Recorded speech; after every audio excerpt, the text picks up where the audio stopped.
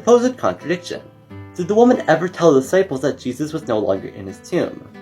In Matthew this is said, "And he left the tomb quickly with fear and great joy, and ran to report it to his disciples." In John it says, "So she ran and came to Simon Peter and to the other disciples who Jesus loved, and said to them, They have taken away the Lord out of the tomb, and we do not know where they have laid him."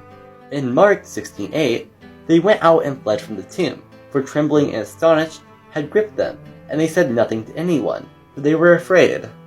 It seems that John contradicts the other two Gospels, Mark and Matthew. It seems that Mark is contradicting the other two Gospels. So what is going on here? According to Richard Dawkins, in his book, Gospel Women Studies of the Named Women in the Gospels, he notes that there's still a problem with taking the woman's silence to be absolute.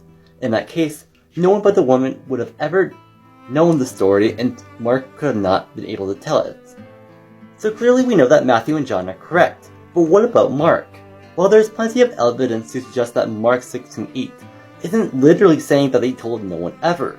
In Mark 1:44, this is written, "And he said to him, See that you say nothing to anyone, but go show yourself to the priest, and offer for your cleansing that Moses commanded, as a testimony to them." In this verse, Jesus tells the leper not to tell anyone except the priest. The same is likely true with Mark 16:8. It is plausible that the verse in Mark meant that they told no one on their way to the disciples.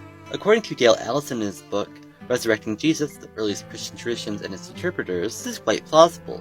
Just as 144 means say nothing to anyone except the priest, so 16:8 may well mean that the woman said nothing to anyone except the disciples. In accord with this, Matthew clearly read Mark so that the message entrusted to the woman gets to the men without noticeable delay. It must also be noted that Mark 16:8, the word used for trembling is that thing that is circled right now. This word can mean trembling, or with fear and trembling. But however, it can also mean someone who has anxiety or distrusts his ability to complete a certain task. But however, does his best to succeed. The women were scared, perhaps they even didn't share it instantly. They eventually did, as it was their duty to do so. Thus, by looking at the context as well as the Greek of the passage, it seems there is no contradiction after all.